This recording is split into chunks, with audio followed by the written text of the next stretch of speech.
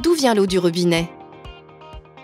Le petit cycle de l'eau ou cycle domestique alimente en eau potable les citoyens et les collectivités. La première étape consiste, via des stations de captage, à prélever localement l'eau dans les nappes phréatiques ou dans les eaux superficielles comme les lacs et les rivières. En France, il existe 33 200 captages. L'eau est ensuite acheminée dans une des 16 700 stations de production d'eau potable. Généralement, nous commençons par le dégrillage et le tamisage pour débarrasser l'eau des déchets les plus gros, feuilles, brindilles, insectes. La coagulation et la décantation. Les particules en suspension s'assemblent et se déposent au fond des bassins appelés décanteurs.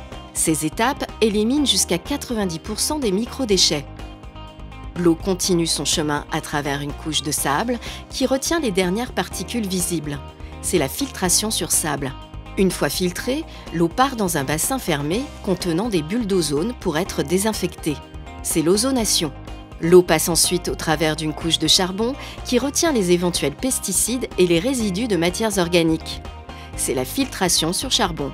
Enfin, l'eau est chlorée afin de garantir le maintien d'une bonne qualité durant son parcours dans les canalisations et jusqu'au robinet.